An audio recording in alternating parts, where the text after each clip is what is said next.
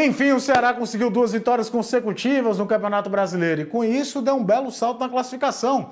Termina a rodada na 10ª colocação, abre uma vantagem, pelo menos no momento, bem confortável em relação à zona de rebaixamento e começa, por que não, a observar mais de perto, com um pouco mais de carinho, com um pouco mais de pretensão, o que acontece no G8 do Campeonato Brasileiro. Vamos falar hoje da vitória do Alvinegro por 1-0 para cima do Cuiabá pela 30ª rodada do Campeonato Brasileiro. Vamos lá, né? Vamos falar um pouquinho do jogo. Castelão com aquele clima de partida oficial de novo, né? Com muita gente, melhor público pós-pandemia, ingresso popular, porque eu acho que o Ceará deu muito uma bola dentro. É hora de trazer o torcedor para perto, reta final do campeonato. E jogo às 8h30 da noite do domingo, tem que trazer o torcedor para perto.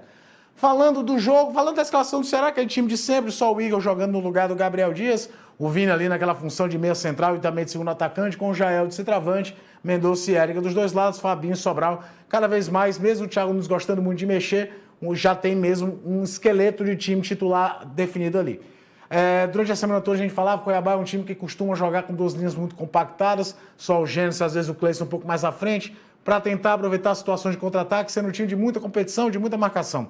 Talvez, para tentar surpreender o Ceará logo no início, o primeiro minuto foi à frente, mas depois retomou o jogo, deixou o jogo mais com 2 linhas embaixo, enquanto o Ceará tinha mais posse de bola e encontrava alguma outra dificuldade para agredir de fato o Walter. Quando conseguia concatenar a jogada com mais velocidade, como em 2 contra-ataques, um deles muito bacana, puxado primeiro pelo Vina com o Igor, terminado numa finalização para fora do Mendonça, e outra, por exemplo, num passo do Sobral para o Jael, em que o Vina bate mascado, era sempre muito difícil. Roteiro que a gente sabia, Cuiabá é um dos times que menos perdem no campeonato, um dos visitantes mais indigestos. Faltava o Ceará, mas não acho que o Ceará tenha feito o primeiro tempo ruim. Faltou um pouco mais de refino no penúltimo passe, para que tivesse uma chance de gol mais clara. O Walter, que é um excelente goleiro, praticamente não trabalhou, mas não significa que o Ceará não conseguisse tirar. Foi um time menos torto pelo lado esquerdo dessa vez, o Eric participando mais do jogo pelo lado direito. O Igor fez até um primeiro tempo de forma interessante, executou 2, 3 cruzamentos daqueles em diagonal para pegar o lateral adversário no contrapé, no caso o João Lucas. Faltou ali, por exemplo, no Mendonça cabeceia muito fraco, poderia ter cabeceado para trás, e outro foi o Jael, que caiu naquela função e cabeceou para trás e não tinha ninguém. Aquele penúltimo toque, mas dentro de um jogo que sabia que seria de poucas chances, porque o Cuiabá é um time que gera de poucas chances. Voltando no intervalo, acontece o menor cenário dos mundos para o Ceará. Aquela bola parada que funcionou tanto em 2020, do Vina cobrando basicamente entre a metade e o segundo pau para um zagueiro cabecear no gol, finalmente ela voltou a funcionar, o Messias faz 1-0 para o Ceará. E aí, é basicamente como a analogia que eu fiz na transmissão, é como se você fosse para o intervalo ganhando o jogo sem ter 15 minutos para o teu técnico adversário organizar a casa no que está acontecendo. Aos poucos o Jorginho foi deixando o Cuiabá mais à frente, colocou o Jonathan Cafu, colocou o Rafael Gava, abriu mão do PP, colocou o William Corrêa para melhorar a circulação, pôs o time à frente. Mas, na real, o resultado era para ter sido muito mais tranquilo para o Ceará.